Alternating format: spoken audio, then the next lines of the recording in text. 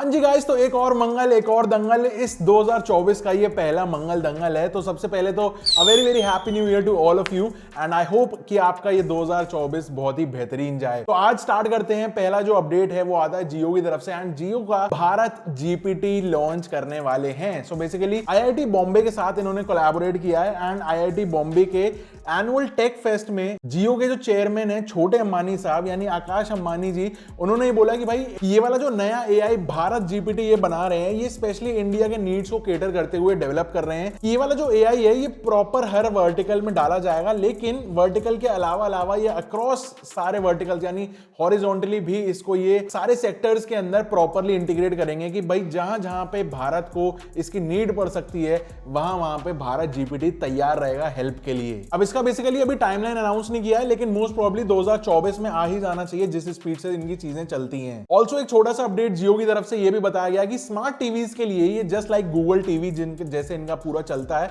Smart TVs के लिए पूरा अपना जियो ओएस एक नया बनाने वाले हैं। तो हो सकता है काइंड ऑफ ये जो जियो है ना, देखो अपना लैपटॉप निकाल चुका, फोन्स के अंदर अपने सारे एप्स का एक पूरा बंच बना के तैयार बैठा हुआ है। तो काइंड ऑफ एक इंटीग्रेशन पूरा बनाना चाह रहे हैं कि इनके डिवाइसेस एक एक घर के अंदर पहुंच ही चुके हैं। अब टीवी के अंदर भी अपना ओएस डाल दो तो और ज्यादा मार्केट शेयर दूसरी कंपनियों से खींचने की फिराक में लग रहे हैं ये। वैसे जियो ओएस अगर आ जाता है टीवी के लिए तो आप क्या प्रेफर करोगे, जियो ओएस या फिर एंड्रॉइड ओएस? नीचे मुझे कमेंट करके बताना। अगली अपडेट यहां पे ट्राई की तरफ से है। ट्राई ऐसा चाहता है कि 1 जनवरी 2024 से एक नया रेजोल्यूशन लिया जाए। सीन ये है कि ये चाहते हैं कि जितने भी सारे टेलीकॉम ऑपरेटर्स हैं वो मिलके इंडिया की जो पूरी जनता है यानी 115 करोड़ मोबाइल सब्सक्राइबर्स, उन सबके पास एक अवेयरनेस मैसेज ट्रिगर होना चाहिए जो कि ट्राई की तरफ से हो, जिसके अंदर स्कैम्स को डिस्करेज करने के लिए अवेयरनेस फैलाई जाए। बेसिकली काफी सारे मैसेजेस स्कैम्स के फॉर्म में लोगों के पास पहुंचते हैं कि स्कैमर बोलते हैं कि वो ट्राई से हैं एंड वहां पे कुछ फीस वगैरह लगेगी, टॉवर लग जाएंगे आपके घर पे, ये हो जाएगा वो हो जाएगा।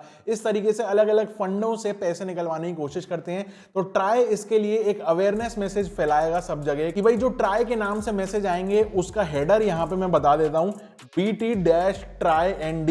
ये अगर नाम से मैसेज आए तो सिर्फ यही मैसेज ऑफिशियल ट्राई का है। इसके अलावा किसी भी नाम से आए तो समझ जाना कि ये एक पॉसिबिलिटी है कि ये एक स्कैम हो सकता है। एंड जो मैसेज ये इतने लार्ज स्केल पे अलर्ट की तरह इशू कर रहे हैं वो भी मैं यहाँ पे लगा दूंगा। ऐसा पूरा TRAI never sends any message और makes any call for verification purposes activities for any mobile numbers, beware of such messages calls in the name of TRAI. इस तरीके का एक पूरा लंबा चौड़ा सा मैसेज है वो यहाँ पे लगा दे रहा हूँ। तो जिस नाम से ये मैसेज आएगा वो आप समझ लेना कि ये ऑफिशियल मैसेज है। इसके अलावा अगर किसी और नामों से आ रहा है तो वो फर्जी हो सकता है। आगे के लिए अगर आपको कभी ध्यान रखना हो तो सही है। गवर्नमेंट की तरफ से एक एक छोटा छोटा इनिशिएट करते हैं ये लोग स्टेप्स, जिससे इवेंचुअली पब्लिक थोड़ी सी बची रहे, सेफगार्ड्स अपने ऊपर कर ले। अगली जो अपडेट है वो है टेलीकॉम सेक्टर में स्किल्ड कैंडिडेट्स को लेके एंड बेसिकली इसके ऊपर ध्यान देते हुए बीएसएनएल ने आईआईटी मद्रास और अन्ना यूनिवर्सिटी चेन्नई के साथ मिलकर टेलीकम्युनिकेशंस सेक्टर के लिए इंस्टीट्यूशंस में कोर्सेज इंट्रोड्यूस करेंगे। अब ये जो कोलैबोरेशन है इसमें 1 साल का कोर्स बताया जा रहा है जिसका नाम है international telecom technology and management course.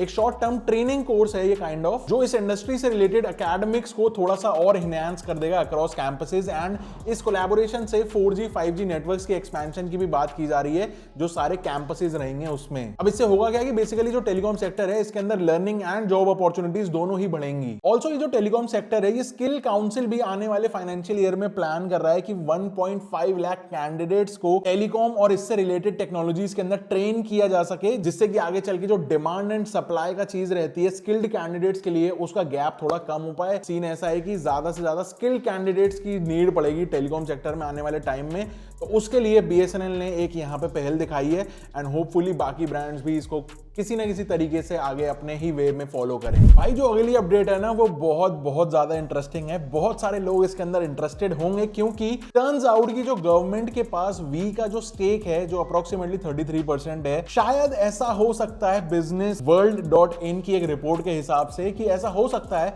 कि गवर्नमेंट ये वाले जो अपने स्टेक्स हैं ये स्टारलिंक के इलॉन मस्क को बेच दे एंड यहां पे अपना एग्जिट ले ले वी से एंड वी को समर्पण कर दे इलॉन मस्क को कि भाई क्योंकि इलॉन मस्क को वहां पे स्टारलिंक की भी एंट्री करनी है इंडिया में, तो उसके लिए शायद एक ये काइंड ऑफ इंफ्रा की डील अच्छी खासी क्रैक हो सकती है। अब गवर्नमेंट सोच रही है कि भाई ये डील इसके साथ आगे चल के बात की जाए, क्या करा जाए। लेकिन क्योंकि इलॉन मस्क 10 से 12 जनवरी को इंडिया में आ रहे हैं अपनी टेस्ला की मेगा लैंड डील के लिए बातचीत करने की, भैया फैक्ट्री लगाएंगे, प्लांट लगाएंगे, टेस्ला बनाएंगे और फिर लोगों को भगाएंगे, तो गवर्नमेंट भी सोच रही है कि किसी तरीके से इसके साथ डील क्रैक करी जाए। एंड हो सकता है बी की भी यहाँ पे बिकवाली की बात है यहाँ से शुरू हो जाए। और अगर इलॉन ले लेता है तो आपको क्या लगता है कि भाई ट्रांसफॉर्म हो जाएगा, मुकेश अंबानी से अकेले हाथ से लड़ लेंगे ये जियो की टक्कर देने के लिए, या फिर भी एक ऑल टुगेदर नए स्काइज छू सकता है?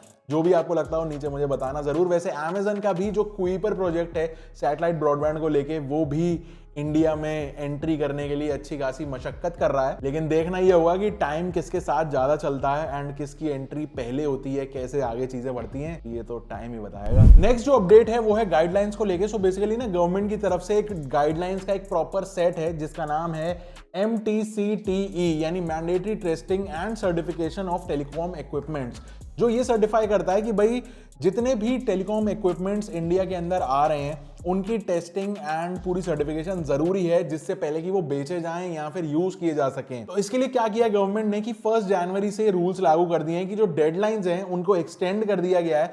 एंड इसके अंदर ना काफी सारे इक्विपमेंट्स आते हैं, जैसे कि राउटर्स हो गए, सैटेलाइट कम्युनिकेशन का इक्विपमेंट, लैन स्विचेस, IP सिक्योरिटी इक्विपमेंट, ऐसे बहुत सारी एक लंबी चौड़ी लिस्ट है। तो टोटल 44 इक्विपमेंट्स में से 12 के लिए एक्सटेंड कर दी गई है ये डेडलाइन, जिससे कि टेलीकॉम ऑपरेटर्स को थोड़ी सी और एक्स्ट्रा ना मतलब इजीनेस ही दे दिया कि चलो ठीक है, ज्यादा रूल्स मत फॉलो करो, थोड़ा सा हम एक्सटेंशन और दे देते हैं और धीरे धीरे अपने काम को एक्सपैंड करते चलो, इंफ्रास्ट्रक्चर को एक्सपैंड करते चलो। अगली अपडेट भाई बड़ी खतरनाक है कि जियो जो है वो ये कह रहे हैं कि जो DTH वाली कंपनीज फीस देती हैं गवर्नमेंट को, उस फीस को अबॉलिश ना किया जाए। गवर्नमेंट को उससे नुकसान होगा, लेकिन फायदा किसका होगा ये तो खैर चलो छोड़ो, सभी जानते हैं। बेसिकली जितने भी DTH ऑपरेटर्स हैं जैसे कि एयरटेल टीवी या फिर आप कह लो टाटा स्काई या फिर सन टीवी, इस तरीके के जो भी ऑपरेटर्स हैं ये एक लाइसेंस फी देते हैं गवर्नमेंट को इस पूरे DTH बिजनेस को रन करने के लिए। एंड जियो ने यहाँ पे अगस्त में मिनिस्ट्री ऑफ इंफॉर्मेशन को सजेस्ट किया कि DTH से जो फीस लेती है ना गवर्नमेंट,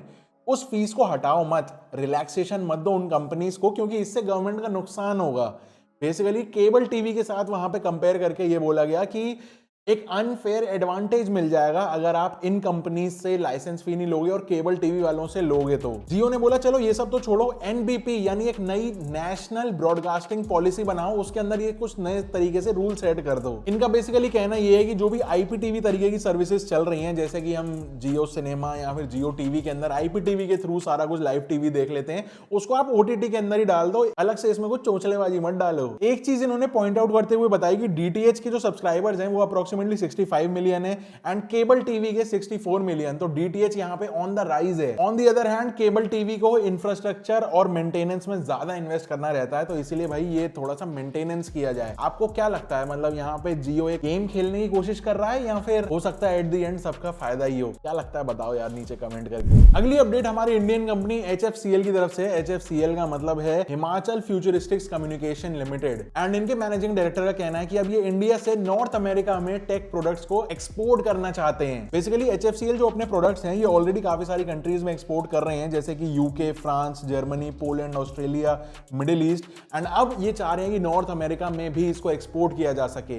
तो देखो अब यहाँ पे गौर करने वाली बात ये है, एंड यहाँ पे ये अपडेट मैंने स्पेशली इसलिए डाला है क्योंकि जो इंडिया का एक्सपोर्ट बिजनेस है ना वो ज्यादातर दूसरी कैटेगरीज के अंदर है परसेंटेज वाइज, जैसे कि स्पाइसेस, चावल, सब्जियां, इवन थोड़ी बहुत ज्वेलरी भी होती है। लेकिन इंडिया से अगर tech products specially telecom sector के एक्सपोर्ट हो रहे हैं तो ये अपने आप में काफी बढ़िया बात है भाई। कंपनी ने बोला है कि दिल्ली में ये 100 करोड़ के इन्वेस्टमेंट के साथ एक मैन्युफैक्चरिंग यूनिट को भी लगा रहे हैं एंड इसके अंदर 200 करोड़ रुपए हर साल ये R&D के अंदर स्पेंड करेंगे। जो प्रोडक्ट इस मैन्युफैक्चरिंग यूनिट के अंदर बनेगा वो है FWA यानी फिक्स्ड वायरलेस एक्सेस, यानी कि जैसे आप एयरटेल फाइबर के डिवाइसेस देखते हो या फिर जियो फाइबर के डिवाइसेस देखते हो, ये बेसिकली जो राउटर्स होते हैं fixed wireless access FWA devices बोला जाता है इनको। तो इस तरीके के डिवाइसेस जो हैं यहाँ पे बनाएंगे एंड जिस कंपनी को रिक्वायरमेंट हो वो इस कंपनी के पास आके अपने राउटर्स खरीद ले। सही यार, ऐसी और कंपनीज आनी चाहिए इंडिया के अंदर जो माल एक्सपोर्ट करें बाहर दूसरे देशों में, और फॉरेन डॉलर आएगा तो फिर मजा तो है ही है फिर। तो ये कुछ था आज के इस पूरे टेलको ट्यूसडे में। आई होप आपको मजा आया हो तो लाइक कर देना वीडियो को, सब्सक्राइब कर देना चैनल को, एंड सब्सक्राइब नहीं करा हो तो जरूर से सब्सक्राइब कर देना क्योंकि ये साल का एम थोड़ा सा कुछ हटके करने वाले हैं। And I will see you in the next one. Till then stay safe, stay sarcastic, see ya, take care and goodbye।